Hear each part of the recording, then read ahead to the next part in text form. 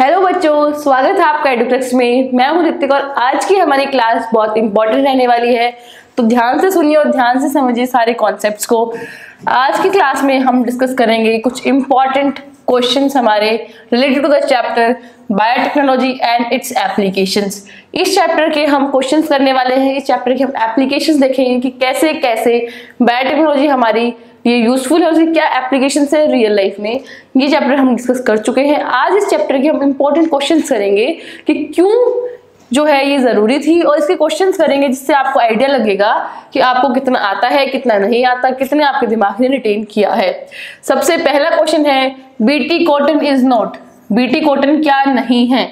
सबसे पहले तो आपको पता होना चाहिए बीटी कॉटन, जो बीटी है, BT stands for what this BT stands for?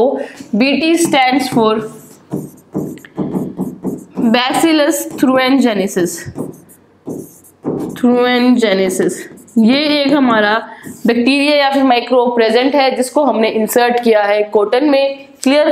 तो पूछा गया है बीटी कॉटन क्या नहीं है। एक जीएम प्लांट, जीएम क्या होता है हमारा? What is a GM? GM is genetically modified. Genetically modified. Clear? B option हमारा इंसेक्ट रेजिस्टेंट। सी है बैक्टीरियल जीन एक्सप्रेशन सिस्टम, या फिर D resistant to all pesticides.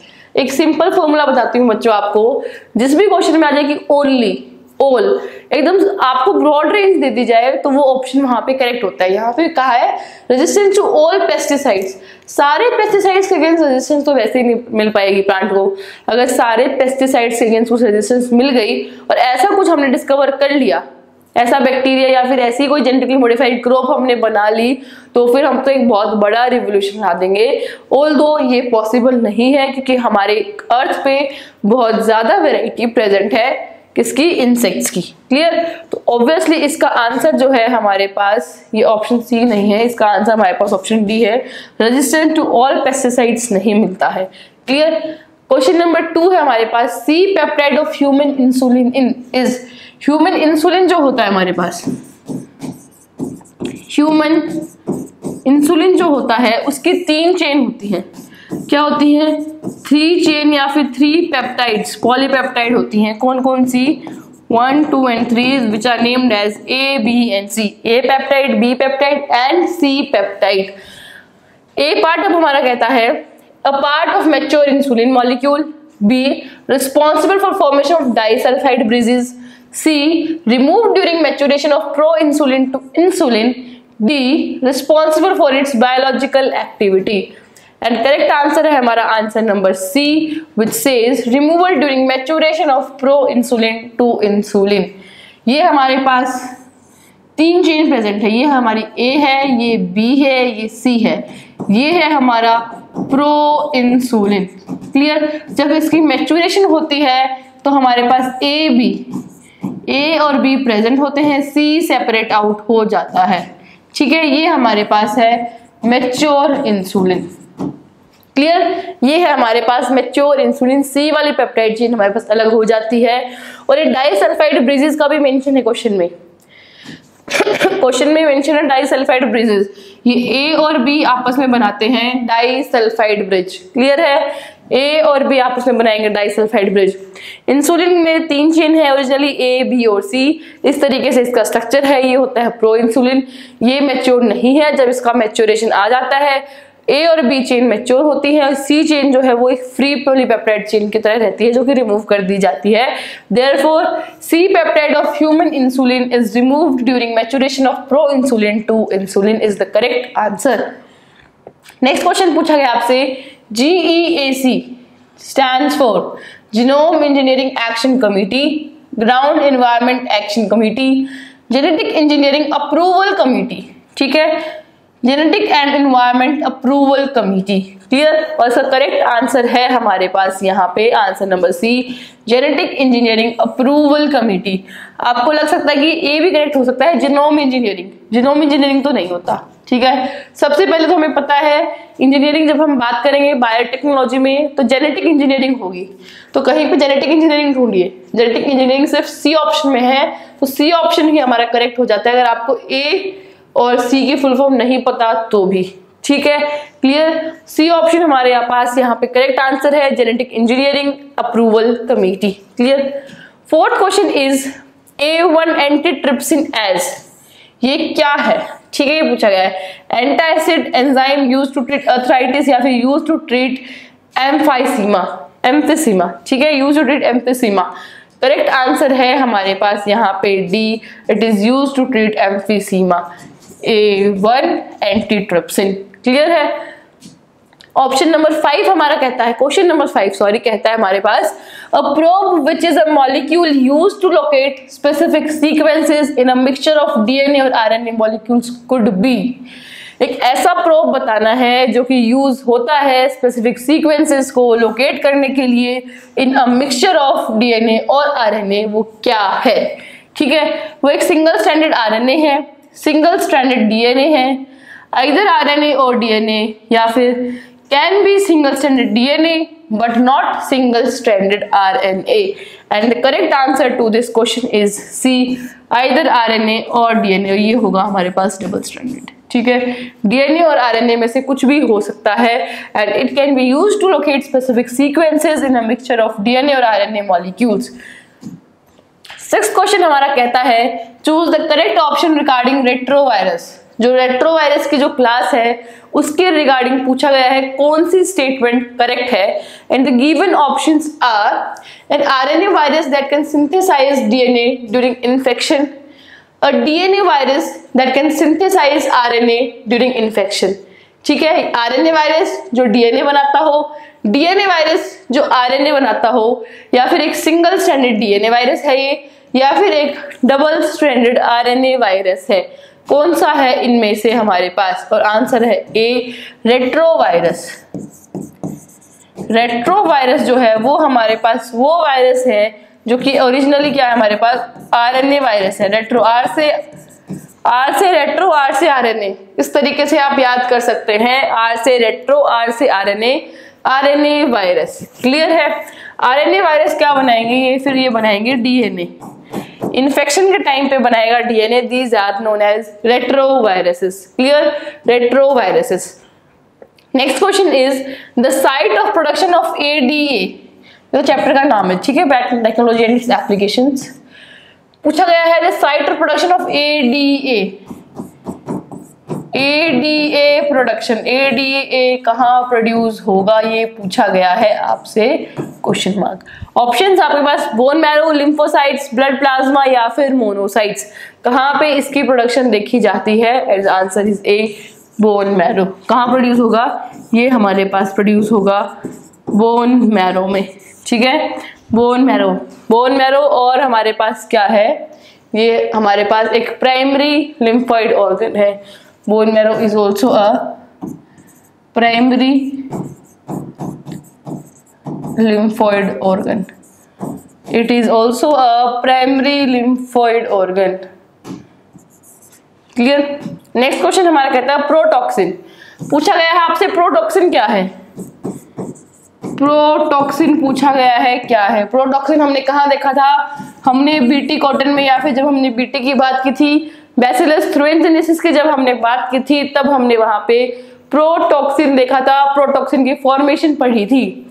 अब ऑप्शंस आपके, अब primitive toxin, a denature toxin, toxin produce by protozoa, या फिर inactive toxin, कौन सा लग रहा है आपको करेक्ट आंसर इनमें से। और हमारे पास करेक्ट आंसर है डी, इनएक्टिव टॉक्सिन। प्रोटॉक्सिन हमारे पास इनएक्टिव फॉर्म में प्रेजेंट होता है बीटी के अंदर, लेकिन जब यही टॉक्सिन हमारा इंसेक्ट की गट में आता है, इंसेक्ट की गट में आता है, इंसेक्ट की गट में क्या है, एल्कलाइन पीएच प्रेजेंट है, एल्कलाइन पीएच प्रेजेंट है, जिस वजह से प्रोटॉक्सिन हमारा एक्टिव टॉक्सिन में बन जाता है, जो कि क्या है, फर्दर हम बोल सकते हैं एक्टिव है, जिस वजह से इंसेक्ट की डेथ हो जाती है, क्लियर, जिस वजह से इंसेक्ट की डेथ हो जाएगी, क्योंकि इनएक्टिव है बीटी में, क्योंकि यहाँ पे अल्कलाइन पीएच की जो कंडीशन है वो प्रेजेंट नहीं है, ये टॉक्सिन इसीलिए इनएक्टिव है, इसीलिए हम इसको बोलते हैं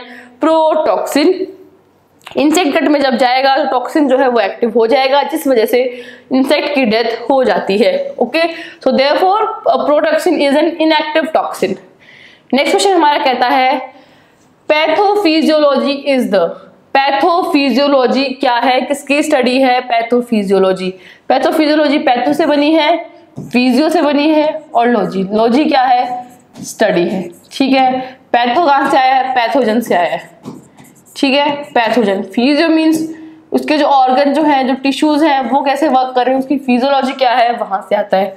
अब आप बताइए इसी कौन से आंसर करेक्ट होगा? ऑप्शन ए है study of physiology of pathogen, study of normal physiology of host, study of altered physiology of host, या फिर none of the above. Correct answer हमारे पास C, study of altered physiology of host. अगर हम बात करें study of physiology of pathogen, ये तो हमारे पास पैथोलॉजी में आ जाएगा,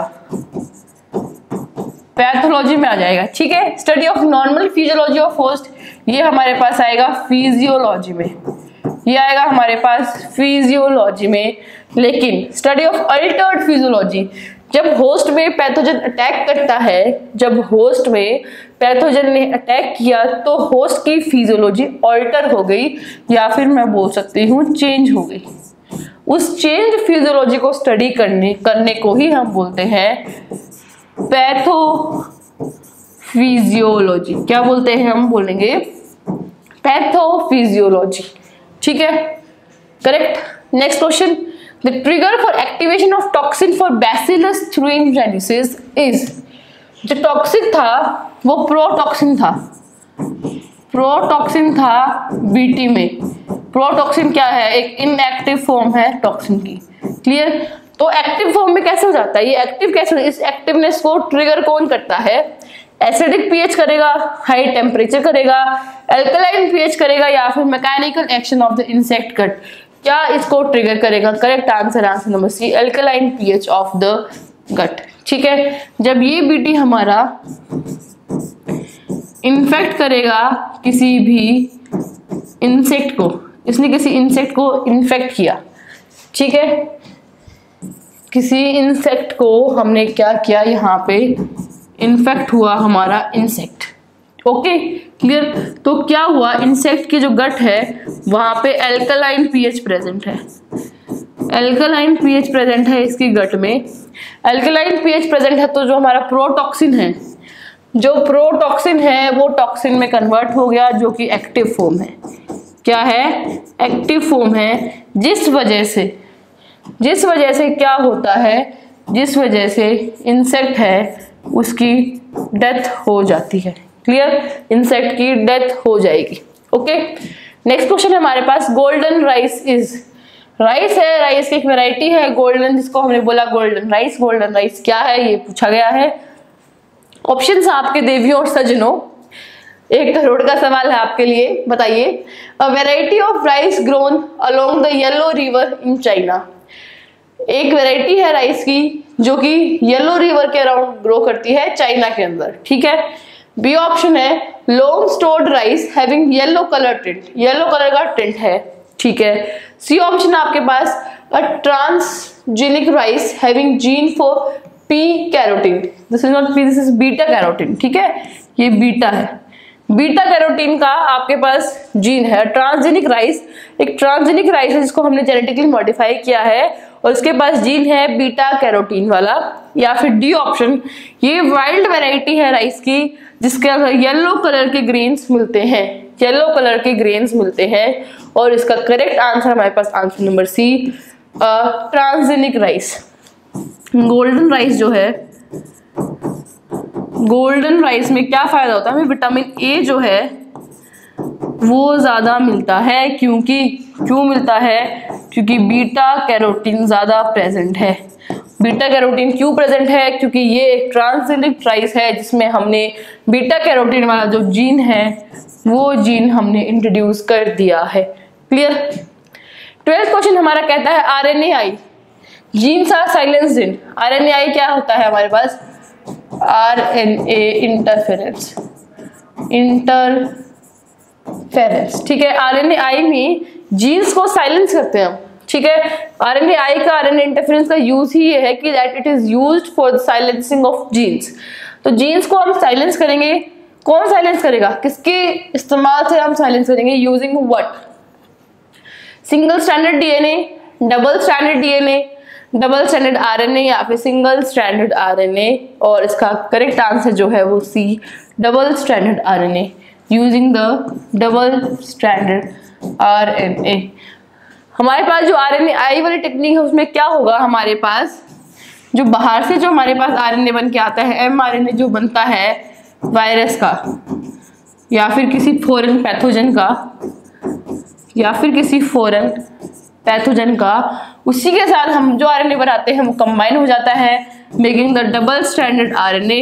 डबल स्ट्रैंडेड RNA को एक फैक्टर होता है जिसको हम बोलते हैं डिस्क, वो उसको क्या कर देता है, फ्रैगमेंट्स में ब्रेक कर देता है या फिर कट कर देता है, जो कि इवेंचुअली फिर क्या होंगे, इवेंचुअली जो कि डिग्रेड हो जाते हैं।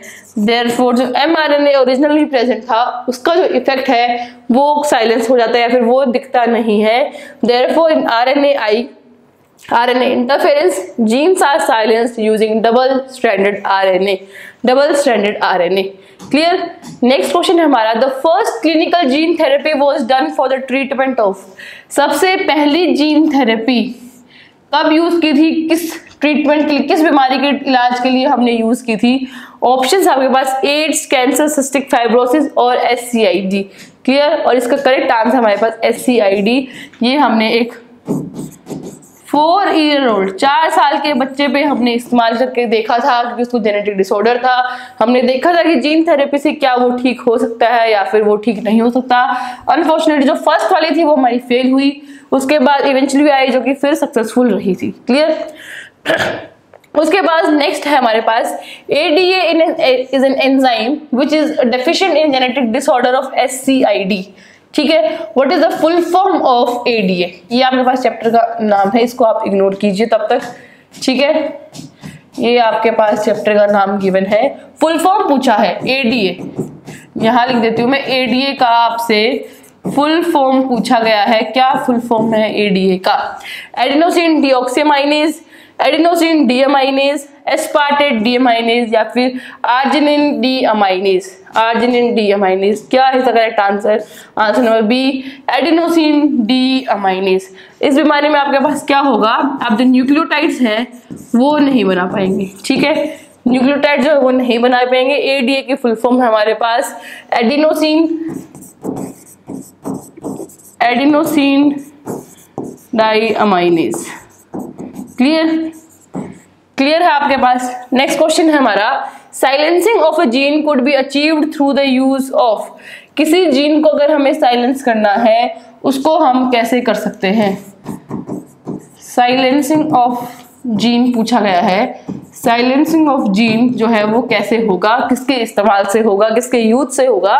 ऑप्शंस आपके पास, short interfering RNA that also known as RNAi, RNA interference, antisense RNA या फिर बाय बोथ दीज मेथड्स या फिर by not both these method, कोई और मेथड है जो कि हमने इस ऑप्शन में नहीं दिया गया है। करेक्ट आंसर है बाय बोथ, ये दोनों के दोनों मेथड को यूज करके हम किसी RNA को साइलेंस कर सकते हैं। RNA साइलेंसिंग का कॉन्सेप्ट हमने क्लास में डिस्कस कर लिया है, एंटीसेंस RNA भी हम क्लास में डिस्कस कर चुके हैं। 16th क्वेश्चन हमारा कहता है, Which of the following is a product of recombinant DNA technology? Recombinant DNA technology का इनमें से कौन सा एक प्रोडक्ट है, चीज, वाइन, इंसुलिन या फिर ब्रेड।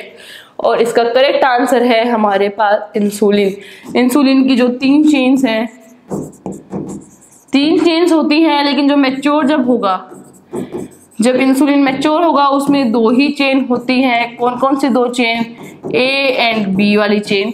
हमने क्या किया, एक कंपनी थी, उस कंपनी ने आई, उसने A चेन अलग बनाई, B चेन अलग बनाई, दोनों में डाइसल्फाइड बॉन्डिंग करा दी और हमें दे दिया इंसुलिन। रेडीमेड सिंथेटिक इंसुलिन हमने बना दिया, किसकी टेक्नोलॉजी की वजह से, रिकॉम्बिनेंट DNA टेक्नोलॉजी की वजह से हमने सिंथेटिक इंसुलिन बना लिया था। चीज जो है, चीज तो हमारी बैक्टीरिया से बनती है, यूज होगा इसमें प्रोपियोनी बैक्टीरियम शर्मानी वाला।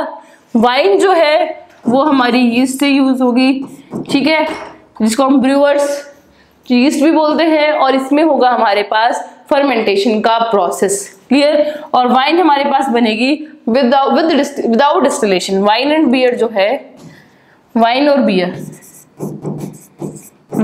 बियर जो है उसमें ये होती है हमारे पास विदाउट डिस्टिलेशन का प्रोसेस नहीं किया जाता, बल्कि जो विस्की, ब्रांडी और रम है उनमें डिस्टिलेशन का प्रोसेस किया जाता है। They are with distillation. Clear. और जो ब्रेड है, ब्रेड तो हमारी यीस्ट की फर्मेंटेशन से ही बनती है। क्लियर। इसमें हम करेंगे फर्मेंटेशन का प्रोसेस। नेक्स्ट क्वेश्चन हमारा कहता है which of the following is the technique used for gene sequencing. Gene sequencing पूछा गया है आपसे। जीन सीक्वेंस, जब भी आप बच्चों पढ़ो ऐसे आप फ्लो चार्ट बना के पढ़िए। ठीक है। फ्लो चार्ट बना के पढ़ोगे तो आपको क्या होगा, जैसे कि हम कोई मूवी देखते हैं, हमें मूवी याद रहती है, लेकिन हम बुक पढ़ते हमें बुक याद नहीं रहती, क्योंकि हमारे ब्रेन की फोटोग्राफिक मेमोरी है, हम फोटोज को इजीली मेमोराइज कर सकते हैं। तो जब आप फ्लो चार्ट बनाते हो ना, तो वो एक फोटो बन जाती है आपके दिमाग में, उस फोटो को आप मेमोराइज कर सकते हो इजीली, और एग्जाम्स में फोटोग्राफिक मेमोरी आपकी काम आती है। ठीक है। तो आप कोशिश कीजिए जब आप पढ़ाई करो, जब आप रिवीजन करो, तो ऐसे फ्लो चार्ट सब बना लो, पूरे चैप्टर का एक फ्लो चार्ट बना लो, जिसमें आपको इजी रहेगा सब कुछ समझना। ठीक है। अब क्वेश्चन पे आते हैं, पूछा है जीन सीक्वेंसिंग किससे होगी। पीसीआर से होगी, जेल इलेक्ट्रोफोरेसिस से होगी, सदर्न ब्लॉटिंग या फिर सेंजर सीक्वेंसिंग। कौन से मेथड से हम सीक्वेंसिंग करते हैं? आंसर है हमारा आंसर नंबर डी, सेंजर सीक्वेंसिंग। ये सीक्वेंसिंग एक न्यू मेथड है, या फिर सबसे पहले मेथड जो हमने यूज किया था, सबसे पहला जो हमने सीखा था वो ये मेथड हमने सीखा था। क्लियर। ये सबसे पहला मेथड हमने सीखा था जीन सीक्वेंसिंग का। क्लियर। सेंजर साइंटिस्ट का नाम था जिन्होंने ये मेथड दिया था, इन्हीं के नाम पे हम इस सीक्वेंसिंग मेथड को बोलते हैं Sanger sequencing. PCR is polymerase chain reaction, जो कि एम्पलीफाई, किसी डीएनए सेगमेंट को एम्पलीफाई करना है तो पीसीआर काम आएगी। अगर उनको सेपरेट करना है तो जेल इलेक्ट्रोफोरेसिस काम आएगी, और सेम सेपरेट में हमारी सदर्न ब्लॉटिंग भी काम आती है। क्लियर। 18th क्वेश्चन हमारा कहता है which of the following is an example of transgenic animal। Wow, nice question. Transgenic animal से आपका एग्जाम्पल पूछा है। ठीक है। ऐसे क्वेश्चन आ सकते हैं, this is really important question. ठीक है। ऑप्शंस आपके पास, a mouse that has been genetically modified to express a human gene. Mouse है, उसको हमने मॉडिफाई किया है ह्यूमन जीन एक्सप्रेस करने के लिए। Option B, a fish that has been genetically modified to grow faster, जो कि जल्दी ग्रो हो सके। ठीक है। Option number C, a cow that has been genetically modified to produce more milk, ज्यादा मिल्क के लिए हमने जेनेटिकली मॉडिफाई कर दिया। या फिर D, all of the above. और इसका करेक्ट आंसर भी यही है हमारे पास, ऑल ऑफ द अबव। ठीक है। ये सारे के सारे क्या हैं? जेनेटिकली मॉडिफाइड है। ट्रांसजेनिक पूछा है, जब जहां पे आ गए ना जेनेटिकली मॉडिफाइड, करेक्ट। ठीक है। इन ऑप्शंस को ध्यान से पढ़ना है। ठीक है। ऐसा क्वेश्चन आपसे पूछा जाएगा ट्रांसजेनिक एनिमल का। ठीक है। जब ट्रांसजेनिक एनिमल का आपसे पूछा जाए तो वहां पे क्या हो सकता है, आपको हाइब्रिडेशन दे दे कि ऐसा कुछ, a fish that has been hybridised to grow faster.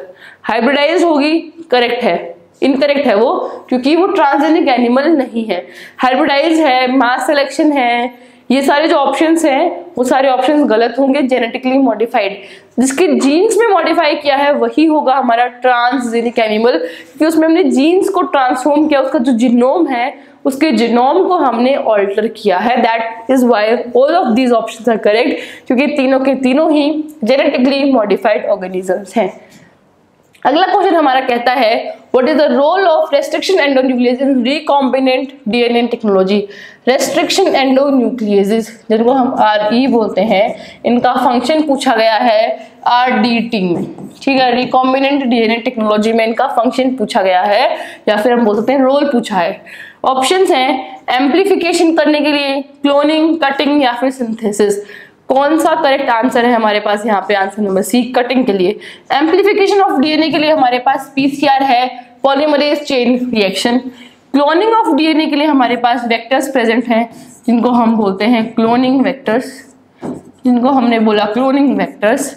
Synthesis of DNA के लिए हमारे पास पॉलीमरेजेस हैं, जो कि हम पीसीआर में यूज करते हैं, हमारा टैग पॉलीमरेज। क्लियर। तो हमारे पास बच गया option C, cutting of DNA, जो कि करेगा रेस्ट्रिक्शन एंडोन्यूक्लियस, हमारे डीएनए जो है उसको कट करेंगे। नेक्स्ट क्वेश्चन पे आ जाते हैं और आज का हमारा आखिरी सवाल है, which of the following is an application of biotechnology in medicine. Medicine में इनमें से गिवन ऑप्शन में से कौन सा करेक्ट ऑप्शन है? Production of antibiotics, production of insulin, production of vaccines या फिर जीन थेरेपी। स्पेशली ध्यान रखिए, मेडिसिन में पूछा गया है आपसे, इसका करेक्ट आंसर क्या है? इसका करेक्ट आंसर हमारे पास जीन थेरेपी।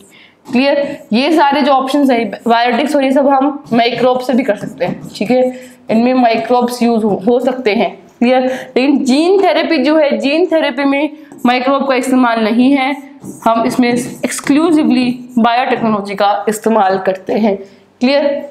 आज की हमारी कक्षा यहीं समाप्त होती है। सारे 1-1 करोड़ के सवाल थे। अब आप देख लीजिए आपने कितने करोड़ रुपए कमा लिए हैं, कितने आपके क्वेश्चन सही हुए हैं। थैंक यू सो मच हमारे साथ पढ़ने के लिए, बनने के लिए। ऐसे ही हंसते रहिए, मुस्कुराते रहिए और थोड़ा सा पढ़ाई भी करते रहिए।